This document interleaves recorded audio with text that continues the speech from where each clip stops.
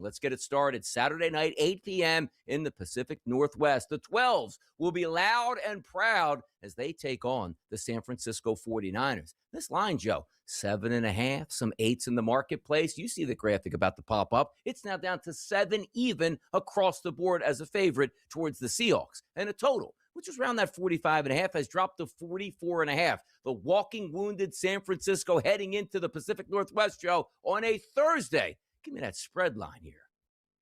Well, it's great news for the 49ers, and it looks like the market reacted accordingly because it appears, just crazy development, right? Fred Warner has been practicing this week, and he looks like he is going to be available for this game. In fact, don't forget that ankle injury in October. We thought we lost him for the rest of the season, and I think the Niners did as well. But he has been a limited participant all week long now in practice, and it does appear as if a return is imminent. But not just him. Matos, their defensive end, also practicing. Ricky Pearsall back on the field. Dominic Pooney, their starting offensive guard, back on the field. Keon White, another linebacker, healthy. D. Winters also back on the field. So it looks like the 49ers are getting a whole lot of reinforcements back for this game. And the market, Donnie, we saw yesterday, nothing but 49er money finally hitting the board. Now flat 7s, juice to the under in some spots, starting to pop up here. I got a highest ticket count here on 75% on San Francisco. That money and public money starting to pour in on the 49ers. And why not? Some people are looking at, hey, divisional close matchup here, Joe. I'll take the 7 points. They went into Philadelphia. 1 is basically a touchdown underdog there outright. We'll see what they can do. But the number 1 seed is Seattle. We'll see how that plays out on Saturday night, Joe. Let's jump to Sunday night here. 6:30 start. The Los Angeles Rams and the Chicago Bears. If we get that updated weather, 18 degrees at kickoff, 12-mile-an-hour winds, but no precipitation in the forecast. A dome team, the Rams, coming into the Windy City to take on Chicago. This line has held firm just about all week long, Joe. -3.5, not to the home team Bears in the higher seed, but to the lower-seeded Los Angeles Rams as the 3.5-point favorite. And a total of 50.5, that opening number, still creeping down at 48.5 now. Rams and Bears, Joe, what's your feelings on the spread line on this Thursday? Interesting follow here. Number one, we are starting to see 4s pop up throughout the day and throughout the last couple of days here. So, and really 3.5, 4, what is the difference? They're dead numbers anyway at that particular point. But the total is the interesting thing. Donnie, we watched this yesterday. We heard a lot about the weather, and there were some question marks as far as whether DJ Moore, who hasn't been practicing, Odunze hasn't been practicing. We saw that total get hit, saw it as low as 47.5 yesterday. But boy, oh boy, did we start getting all sorts of over money back up. 49s now, once again, popping up in the marketplace. And the train of thought here, I'm guessing, with the market, Donnie, is how in the world is that secondary and that defense of Chicago going to stop? Because Stafford has been practicing, a full participant all week. The finger is not an issue. So how are they going to stop or slow down this offense here of the Rams? Apparently, the market, they're in the middle. Some people think it's going to be a dead under, but that over money continues to hit the marketplace this morning. Buffalo and Denver. That's going to be the first game on Saturday at 4:30 Eastern. You take a look at the weather temperatures in Denver. Not too bad, around 40 degrees, and also light winds and no precipitation in the forecast. We finally had some movement this week, Joe. The opening numbers had the Buffalo Bills as the favorite at -1.5. Just about every outlet right now is showing the Denver Broncos now have flipped to the favorites at -1.5, a total, which opened up around 46.5. You see that graphic, Joe? Still sitting at 46.5. The number 1 seed Denver Broncos at home, now the favorites in their own building. What's your spread line for this game, Joe? Well, we were waiting for it, Donnie. All week we've been telling you. At some point, we felt like exactly what happened in the Jacksonville line, that sooner or later Buffalo would be the underdog. And sure enough, came true yesterday. We've learned that Maxwell Harrison, their cornerback, hasn't practiced here. He's got an ankle injury. Jordan Poyer with the hamstring, and we know Terrell Shavers already on IR there with the knee injury.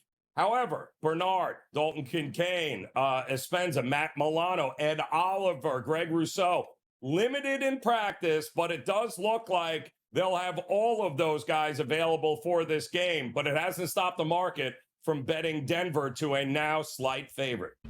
Back to the NFL we go here on the early line on a Thursday morning edition. It's Donnie Rightside. It is Joe Ranier. Let's get to some of those news topics that you love in the NFL. And sure, we're going to talk a lot about the Giants and Harbaugh and who they're expected to bring in as their offensive coordinator in just a few moments here. But in the meantime, Jane Daniels is going to participate in an upcoming Saudi Arabia flag football game. He'll be a captain along with Tom Brady. When we told you yesterday, talking some live golf, there's endless monies that the Saudis can give you, I guess, just for a flag football game. And that's why superstars are headed over there.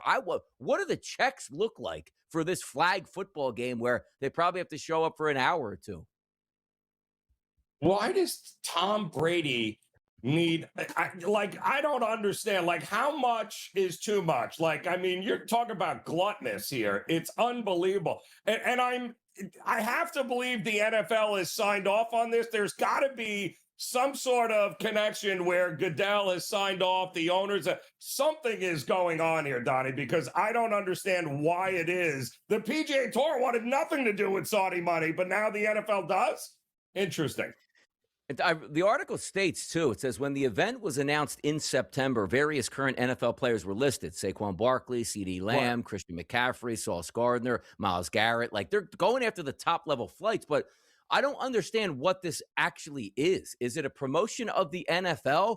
Is it just like the Saudi kings and princes, like, we have a lot of money, I just want to meet these guys, and we'll set up a football field, just throw the football around with us, and you can go home, we'll pay you endless amount of funds? Like, I don't understand this other than the players going like, how much are they paying? 1 day work? Okay, send me. It makes no sense to me here, unless there's there's obviously a business angle here. It's got to benefit everybody, and the NFL wouldn't sign off and would not allow it unless they were involved in it. Everybody's getting checks over there for it. Hey, Dustin Johnson's even getting checks now over there. So there you go. The NFL having a Saudi flag football game. Excitement is on the way. Let's also take a look at Travis Hunter. Excitement was supposed to be on the way for the Jacksonville Jaguars. Oh, no, he went down with an injury.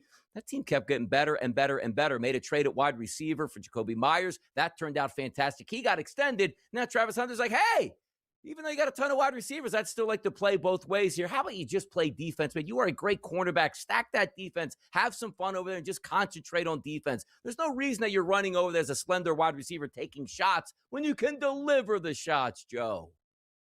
Well, I mean, listen, it's one thing if you want to practice that way, and that's the goal is to keep doing it. But let's be realistic. When the season gets here, it didn't look like you know where Jacksonville could have used you? On the defensive side of the ball for that game. That would have been fantastic against the Bills. But unfortunately, you weren't available here. I would be Jacksonville, tread carefully here with him. Make him a one-way superstar, and I think all will be well here in a couple of years. I agree. How about Kirk Cousins saying, you know what? I'm getting up there in age at the quarterback position. I still think I can play. My team's eliminated. Let me go in the booth and talk a little football with the guys at CBS. Kirk Cousins in the booth. Ooh, a little audition tape here. I like it, Kirk, but let's face it, the Jets will be calling you here shortly, and they're going to give you an inordinate amount of money as a bridge quarterback. So just wait for it, Donnie, because it's coming. Yeah, wait for this one, too. How about this statistic? The Houston Texans are fairly new in the NFL, coming in around like the year 2000 or so. The Cardinals, the oldest franchise in the NFL. Do you know both of them have the same amount of playoff wins? The Cardinals, man, the Bidwell family, what an embarrassment. Yeah, big time embarrassment. And it's just a shame that they're associated with one of the greatest wide receivers ever to play a game in Larry Fitzgerald. And they couldn't get him a championship. But yeah, they deserve a lot of the misery that they're going to continue to go through here. Yeah, there you go. Maybe you want to, hey, how about just giving your players lunch and don't charge them for it? How about that? That'll go a long way to maybe winning some of those playoff games where the players will fight for you back. Ian Rappaport with a tweet yesterday, quote, Aaron came here to play for Mike, so it would most likely affect his decision. Do you know who was saying that? That's President Art Rooney. So, yes, I thought he would be back if Tomlin is back. Tomlin is out. I think Aaron Rodgers is out too now, Joe. Yeah, well, and, you know, it's so funny how the Steelers owners are saying, yeah, they expect him to coach again in the near future. What's the near future? Interesting. And what team exactly would he be coaching for? Very interesting.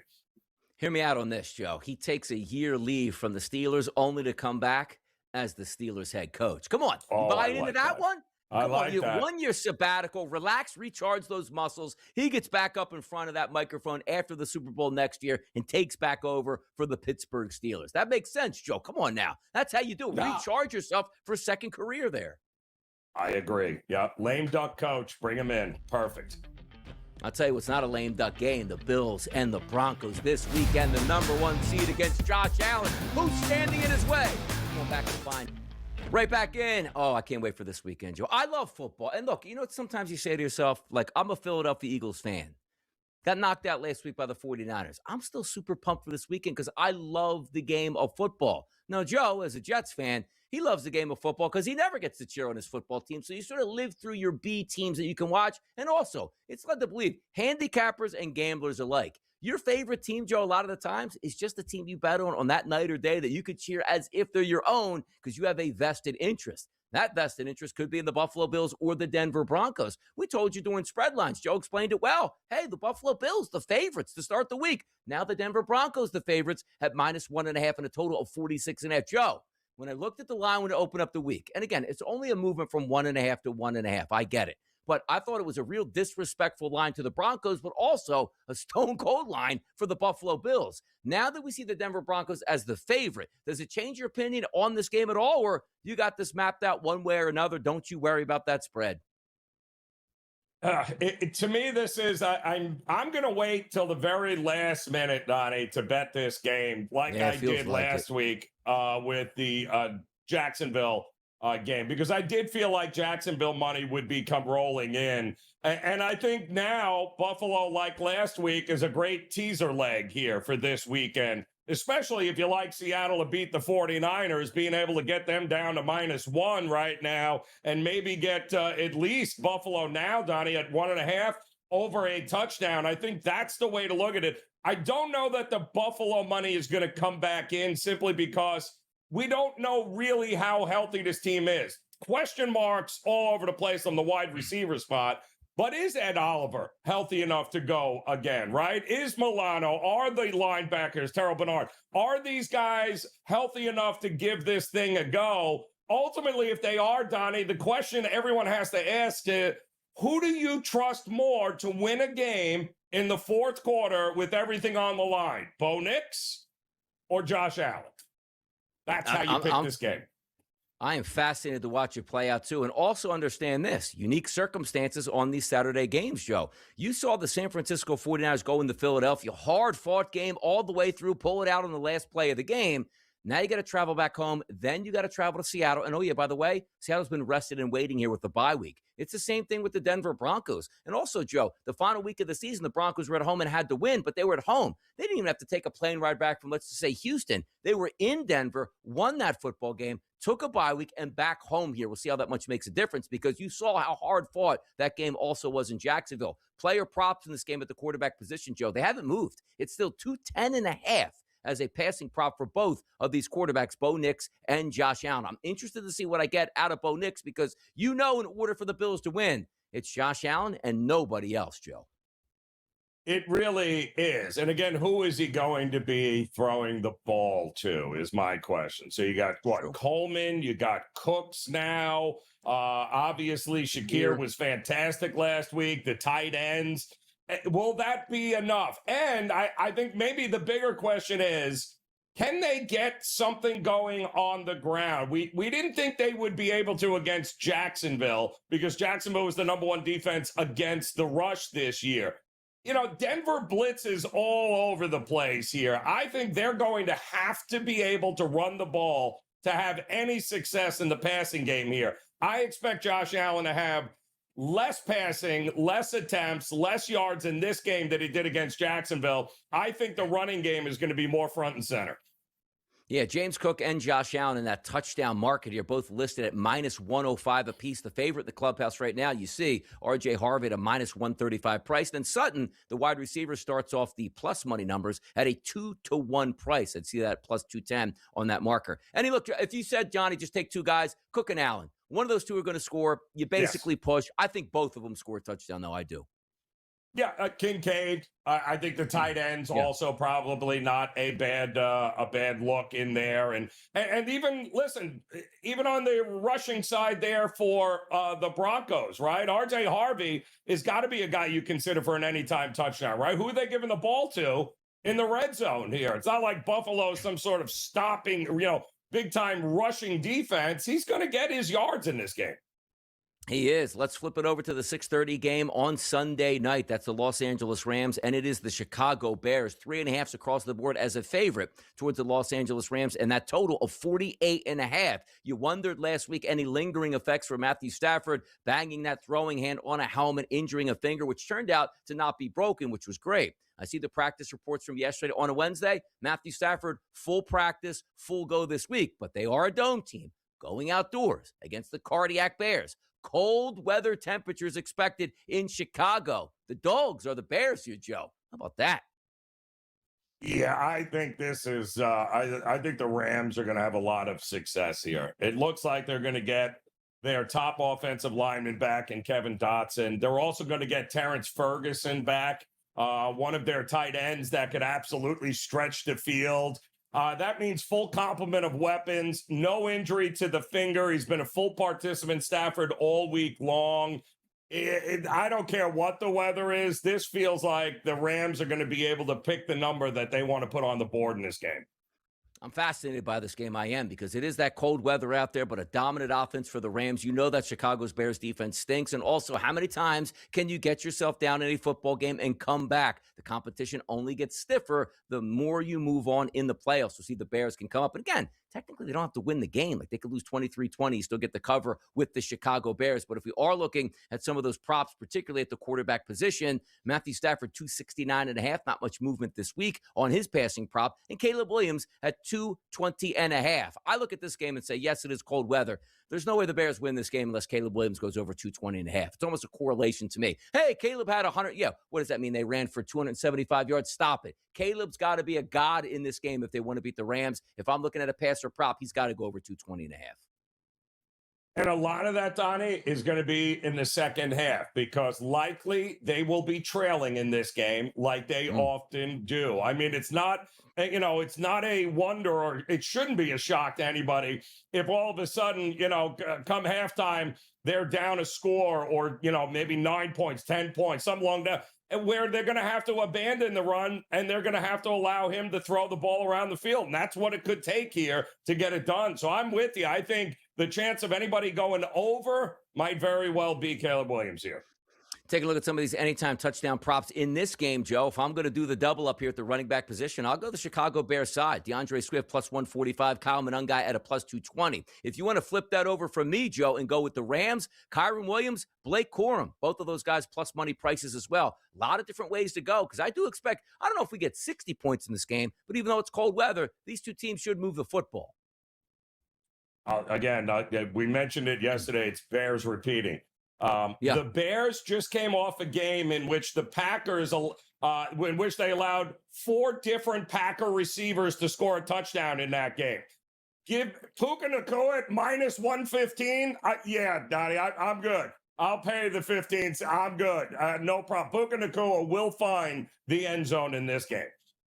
Puka, by the way, 98.5 is his receiving prop. Devontae Adams, 53.5. The leader now looks like Colson has really settled in as that number one guy for the Chicago Bears. He's 55.5, but then you get cheap numbers. Roma Dunze, 35.5. Luther Burden, 38.5. DJ Moore, 28.5. Cole Kmet, 10.5 as well. By the way, Joe, City of Chicago, it's cold this time of year. Did you know that the Chicago Bears are using that now to their advantage? Yeah, they can practice indoors, but Ben Johnson has been making the Bears practice in the cold without heaters this season.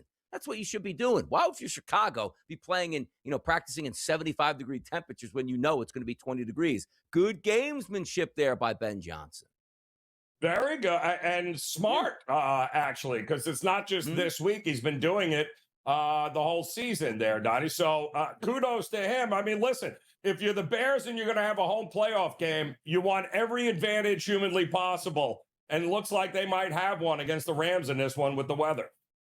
Loud crowd, cold weather temperatures, dome team going outdoors. We'll see if the Chicago Bears can make it into the NFC Championship game with a victory over the Los Angeles Rams. It's a Thursday right here on the Early Line on the SportsGrid Network. Usually we're talking about a big NFL game coming up tonight on a Thursday night, but we don't have that. Why? Because it's playoff football and it's divisional round football. Down the right side, Joe Ramirez. Welcome in. Adam Kaufman here, keeping the lights on in New England for at least one more week with another home game against a dome team. Adam, how we feeling? Well, feeling good about that, obviously, as a Patriots fan. My big takeaway really from the Chargers game is simply, and I don't know if you guys would agree with this, but I think a lot of people locally where I am were breathing a little bit easier after the win, because in some ways it just sort of vindicated the season in a way that obviously a loss in that opening round would not have. You know, there were so many people, we've talked about it, Joe, he's a schedule stan when it comes to this stuff. There were a lot of people that looked at it and said, yeah, you go from 4 to 14 wins. That's impressive, obviously, but who did you play? You had that one good win over the Bills, and who else did you beat? So I think the Patriots really, it's not like the season would have been a failure if they lost. It would have been disappointing if they dropped that game, but to go out, win Wild Card Weekend against an excellent defense on the other side in the Chargers, and continue their season moving into the final 8, if you will, I think was, you know, just kind of a feather in their cap that you could say, okay, you've proved yourselves, you're legit, you're good, you belong. Now let's see if they can make it another rung and beat the Texans. I'll say this, Adam. I think that you learn with a young team like this who has kind of been playing way better than expectations. The one thing that I took away from that win against the Chargers is that they didn't need Drake May to be Superman to win a game that mattered. And I got to believe that that's got to be a step in the right direction for a team that's still growing up here. Having said that, this is by far the best defense they have faced all year. Chargers are good. They are not in this category here. So I'm still struggling with, yeah, they're great, but are we not getting points in this game? I mean, it doesn't appear like the weather is going to be an issue. It still feels like points are coming. Are they not? Yeah, I mean, I would lean under. I think it's going to be more of a rock fight, a lower scoring game. Does it look like 16-3 like we just saw between the Patriots and Chargers? That I'm not sure of, but I do think it's going to be lower scoring. You know, to that end, the Texans, I'm sure you guys have talked about it, are very much an under team at 12-6 this year. The Patriots, a slight over team, 11-7, in large part, of course, because their offense was so good against some really terrible defenses that they did see along the way. But I think that, you know, as you said, this is, you know, not only is this the best defense they're going to face this season, I mean, this is the number one defense in the entire NFL. So, you know, I think if you start looking at units, right, Texans defense versus Patriots offense, Patriots defense versus Texans offense, you can make a strong case that the number one unit of the group is certainly the Texans defense, but I would follow that up with the Patriots offense. So I think that these two are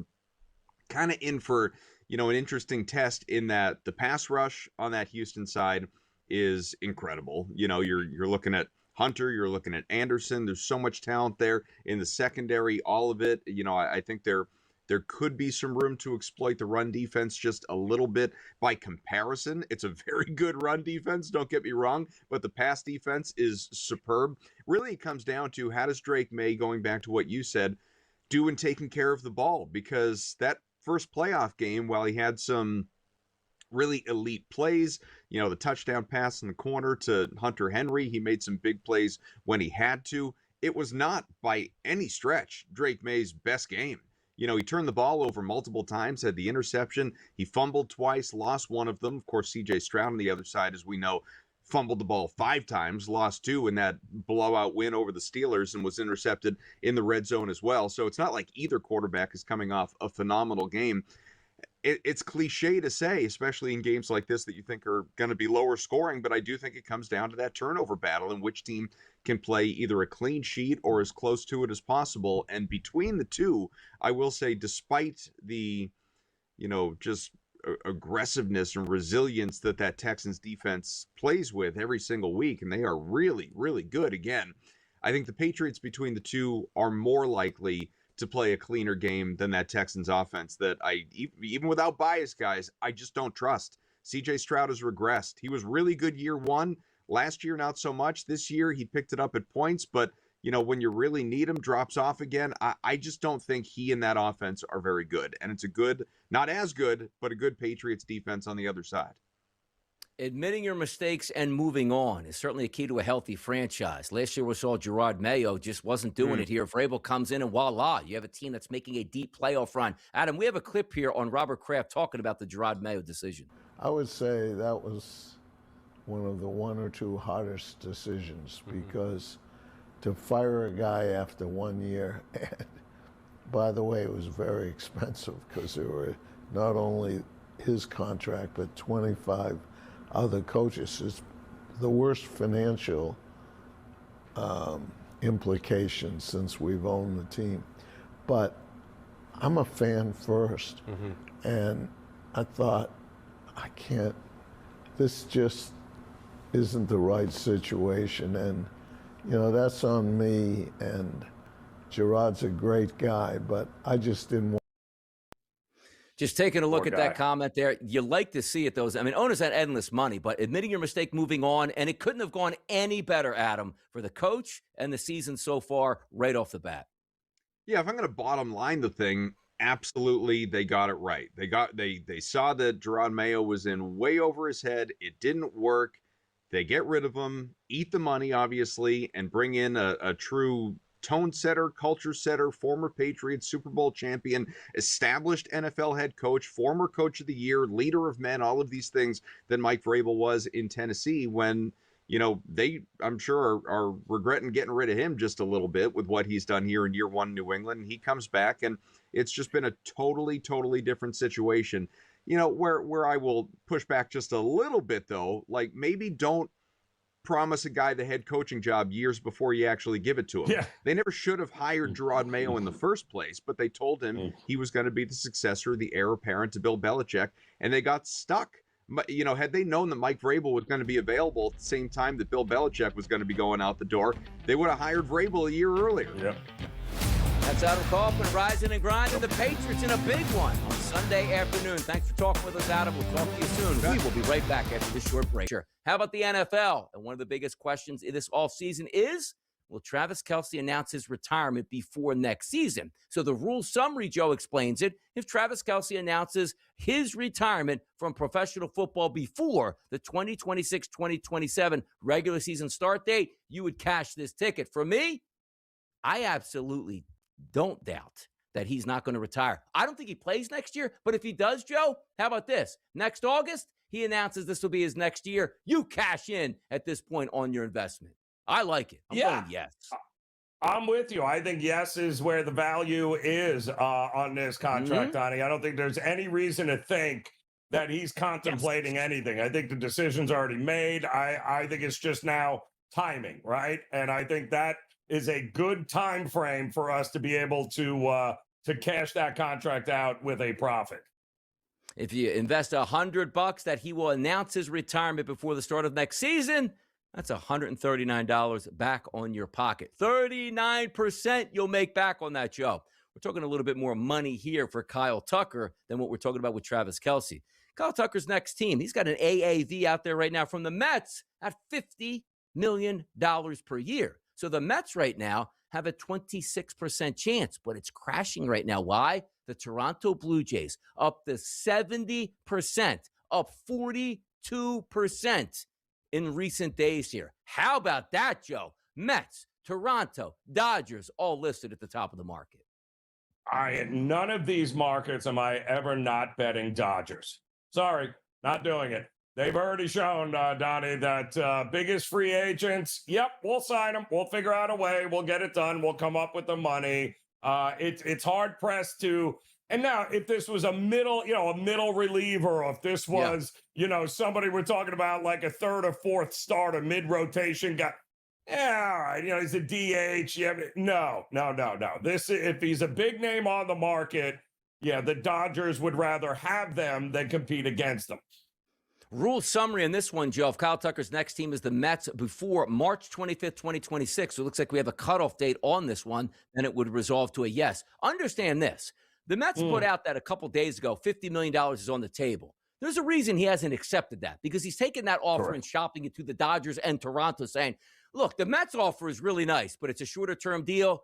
Work with me, guys. Otherwise, the minute the $50 million AAV came out, he'd be like, yeah, I'm signing with the Mets. What are you, crazy? It's $50 million a year. I can't pass that up. Oh, he's passed that up already. I would be shocked if he signs with the Mets. A no investment pays you back 136 on that. More hot topics on the way next. Feels like we're just getting started. The NFL, boy, takes center stage. And of course it should. It's divisional round action this weekend. 2 games Saturday, 2 games Sunday. The following week, Sunday takes center stage with the the AFC and NFC championship games. And 2 weeks later, we get to the Super Bowl in San Francisco. But a lot of teams saying, we're out of the playoff race right now, but we want to start our franchise, or at least restart our franchise as it goes. The New York Giants, they're doing that. They've hired John Harbaugh overnight. The only thing left here is pen to paper, but everybody reporting Harbaugh to the New York Giants is all but done, and also bringing along his offensive coordinator, Todd Monken, to the Giants. The 63-year-old has found a home after coaching the Ravens. He's now the Giants' head man, and the Giants fans are notably excited. Yeah, I think it's a great situation for the Giants. I think for the Giant fan base, who has been, waiting for that next great coach that, wouldn't change teams in 2 years or be fired in a year and a half, so on and so forth. So Harbaugh coming available. Timing is everything in life, right? Harbaugh coming available at the point where the Giants are really at a crossroads. I think it's a perfect fit. And if we're being honest, the Giants have more legit. They got the number 5 pick coming up in this draft, and they've got more legit talent on both sides of the ball than a lot of other jobs that are available right now. So it's not a shock that Harbaugh decided the Giants is the place he wants to go. No, it's not. And again, you're going to get a ton of money. You're going to full autonomy in that organization. They're begging for a winner to come to town. You now have one. You can operate what you want. You don't have to worry about your quarterback. You figure you got him here. You got a good young nucleus. It makes a lot of sense for him to be the New York Giants head coach. We'll just see if you can get that production on the field, similar to what we saw with the Baltimore Ravens. Also, bringing his staff along. There's not going to be any, hey, we're going to hire the offensive defensive coordinators. No, you're not. John Harbaugh is going to handpick those guys, and it looks like it's probably going to be Todd Monken once again as his offensive coordinator, and that should be just fine. The guy's a good coordinator here. You saw him with a mobile quarterback in Lamar Jackson. Maybe he can do those same things here with Jackson Dart. So complete analysis of the organization now is going to run through John Harbaugh, Joe. And I'm telling you, maybe the guy in that building that should be the happiest is Jackson Dart. I mean, no Dable, no Joe Judge, no Pat Shermer, no Ben McAdoo. No. You're going to have stability and an offensive coordinator along with Harbaugh that have more experience than anybody else. And yes, they are exactly the combo. Coaching matters with young quarterbacks. This is exactly the kind of combo you want with a young quarterback to make him a franchise quarterback. By the way, just a few moments ago, Jordan Schultz tweeted out, the Giants deal for Harbaugh is 5 years, $100 million. So, Joe, before I let you respond to that, you know what that meant yesterday on the plane? Like, what is it going to take for you to stay and not get on this plane? Answers agent. $100 million bucks? Done. What? Yeah. Oh, stop you agreed to that? Mm-hmm. Yeah. Well, I guarantee you, John Mara, who is in a fight battling cancer right now, but he was instrumental the minute Harbaugh came available, and he was pretty adamant, apparently, that we are going to do whatever it takes to get Harbaugh in this building, and because guys like that don't come available, and they were willing to pay for it, Donnie, and that's exactly what they did. Like, can you imagine that too? Because like you let the previous coaching staff go. Like it's not like your head coach is making $20 million, and then you said, you know what, Harbaugh's not going to be like, well, I'm going to make $20 million. You can pay my guys, peanuts around me. They're all going to be as high priced as you could possibly get at every coordinator position here. That's a huge investment for the New York Giants. We'll see if it pays off on the field. Other coaching moves, which include the Pittsburgh Steelers. Well, here's the Mr. Rooney talking about Tomlin's departure. As you know, yesterday, Coach Tomlin and I met, and Mike informed me of his decision to step down as head coach of the Pittsburgh Steelers. And it was an emotional day for everybody in our organization yesterday. Mike's been a great leader of our franchise now for 19 years and led us with toughness, integrity, and always reflected the values of our organization. I think you all know his many accomplishments, 2 Super Bowl appearances, 1 Super Bowl victory, many AFC North titles, and many, many wins. And bottom line was, we were always in contention with Mike, and that's what counts. More than his accomplishments, Mike was a steady and respected leader, cared deeply about our players, our staff, and the whole Steeler organization. He represented the Steelers with class and dignity every single day.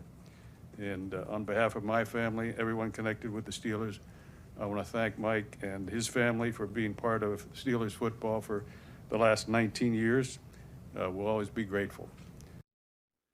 There you go. Art Rooney II talking about Mike Tomlin. Also, they asked him a question later in that press conference about, Mike probably doesn't want to coach, but if he does, you got him for 2 more years. And he basically said, when that comes up, we'll deal with it. That's one of those things, again, we talked yesterday. There's no way Mike Tomlin in a year gets refreshed, comes back, says, hey, I want to coach. I'm like, you still got it under 1-year contract, or it's going to take 2 first-rounders for you to go there. I think they would work out something amicably, because that's what you do after almost 20 years. Like, he's not leaving on bad terms here. Don't hold him hostage to a team he wants to go to. Work out some mild compensation and move on with it. Yeah, and that's exactly correct. And I don't think, after 19 years, you said it. I mean, the Rooney family, much like the Maras, they've been doing this a long time. That, the Steelers, the Giants, been in the family 100 years. They know what they're doing, and they're never going to sit there and burn a bridge with a guy that just gave them 19 years of his life. Not going to happen. Not with this organization. Might with the Bidwells, but it ain't going to happen with the Rooneys there, Donnie. Exactly. And they'll probably say, oh, you're going to retire, Mike, right now? You owe us the final 2 years of your contract now. That's what the Bidwells will do as opposed to the Pittsburgh Steelers. But who's next on deck for the Pittsburgh Steelers? You take a look at Nate Shieldhouse. One of those guys connected with the Los Angeles Rams. Anybody around McVay, you're ready to go. That's one of those guys that seems to be right as a fit for the Pittsburgh Steelers. The next up-and-coming young coach here, make him your head coach for the next 10, 15, or 20 years. Or could it be you're saying, you know what? Brian Flores could be that guy, an emotional defensive coordinator cut from that same mold as Mike Tomlin. You got options for the Steelers, but usually the Steelers, I think you go offense this time. I do. I think Shieldhouse, if he does get the job, is one of those perfect mold fits for the Pittsburgh Steelers. Just feels right to me. Yeah, I agree. It's exactly along the mold that this is what the Steelers do. They're going to find a young, upcoming guy that checks all the boxes, that, has learned the game, and they are going to put him in a position to be successful, and he will likely be there for the next 15 plus years. And how about this one? You talk about trades up there in the marketplace. As the Packers and Matt LaFleur continue to negotiate an extension, it's possible that a team looking for a coach will call Green Bay about a possible trade. What? Come on now. What are we doing in Green Bay? Yeah, potential trade for who exactly? What are we looking there? Yeah, no. I don't see that happening at all. I think ultimately it would be great in some capacity. I'm sure there's a few Packer fans that wouldn't mind it, but the reality is that will all work itself out, I think, over the next couple of weeks. There are so many coaching jobs out there available. And again, like I joked with a tweet yesterday, like somebody's organization is going to be left with absolute bums out here. 2 or 3 or 4 jobs open, quality candidates, yes. 9 jobs open, and the best candidate probably already off the board, so 8 are left at this point. Matt LaFleur should just stay with Green Bay, and probably his agent's like, hey, he can leave anytime he wants or force a trade. You better lock him up and keep him there. He is a good coach, but sometimes you're graded on, man, you got to start doing some damage in the playoffs and getting the NFC Championship games and getting to the Super Bowl, which he hasn't done yet. But the same way you've been talking all week, Joe. All right, you move on from LaFleur. Yep. Who's next then? Exactly. Yeah, exactly. Don't forget, it was LaFleur that drafted Jordan Love, right? Even when Aaron Rodgers was there. And what did he do? He turned out to be a franchise quarterback. So, obviously there's not been the kind of success they wanted, but there has certainly been success with the quarterback position, which is all that matters. Absolutely. Here, the NFL, man, we're probably going to get more coaching hires before this weekend is even out at this point. Also, offensive coordinators like my Philadelphia Eagles. Come on, man. Swing for the fences, people. Cam Stewart's up next. going to hit home runs as well. Right back at it on a Thursday morning. The energy is high, as it always is. You're going to hear laughing in the background. You're going to hear laughing on this show because it's DRS, it's Joe Ranieri, and the Prime Minister of Snow, the heat miser. Whoa! It's Cam Stewart here. Come on, melt the snow here for us, Cam. The heat miser. I'm Mr. Snow. I'm Mr. 101. Oh, no, I'm actually I'm Mr. 16 Fahrenheit. Anyway, Donnie, my car is covered in 2 igloos right now. I don't even think I can get out the door.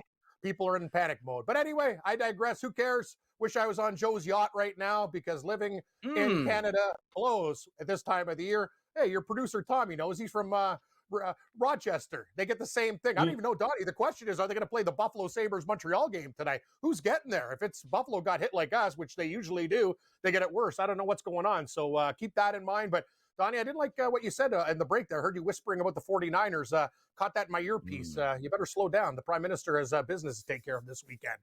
Oh, you do, and you better have business because all of a sudden your boy DRS is a huge Seattle Seahawks fan. Why? Because the Philadelphia Eagles didn't show up against the 49ers and got beat there, Cam. So I am on Team Seattle this weekend, which means a 7-point line and a total of 44.5. The rested and ready Seahawks take on the injured 49ers, Cam. Lay it out there for the people.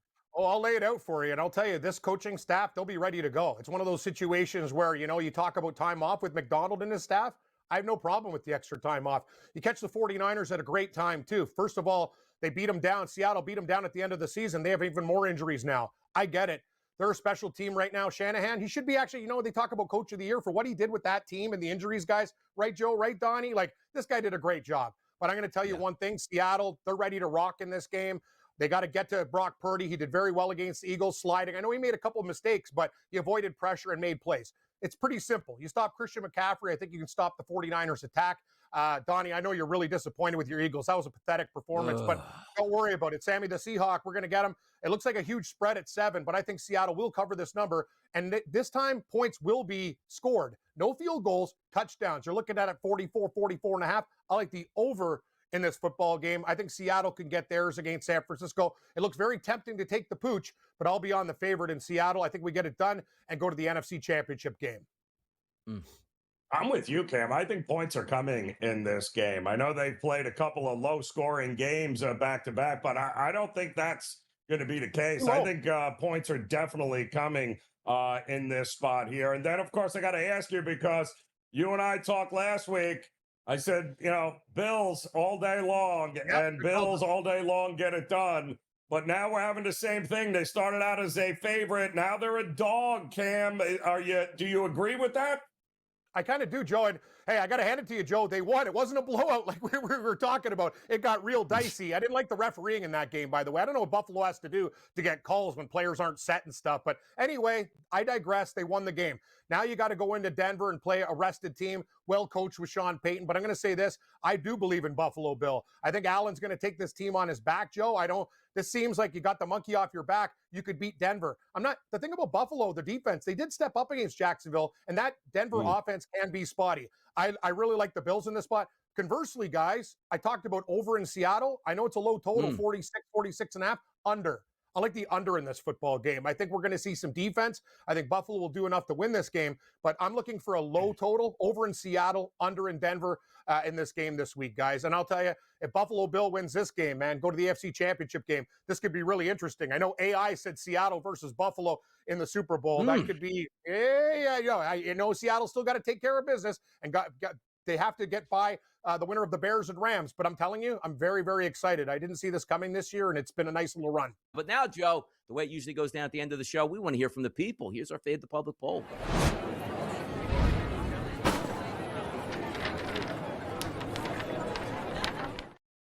Come on now, you know the topic we're going to ask you about at SportsGrid on X here. Will Harbaugh bring the Giants to a Super Bowl? 2 choices. Yes, excellent hire. No, he will fail. Currently live. You see the 65% that's going to pop up on your screen on a graphic. It's actually lower than that right now, Joe. Live, 58.5. No, he will fail. By the way, is it really a failure if you don't win the Super Bowl? I mean, we're being a little bit harsh on this question here, but of course, as an Eagles fan, I voted no. It's the way you're supposed to do it.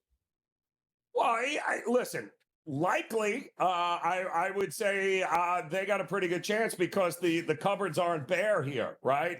You got a franchise quarterback, you've got a stud running back, you've got popularity, you got the New York market, you've got resources, you got the number 5 pick. I definitely think he's on his way. Not next year, but within the next couple of seasons, I think they could be vying for an NFC championship. How about that? The Giants get their man, $20 million a year, $100 million contract for a coach. Yeah, that's the going rate at this point right now.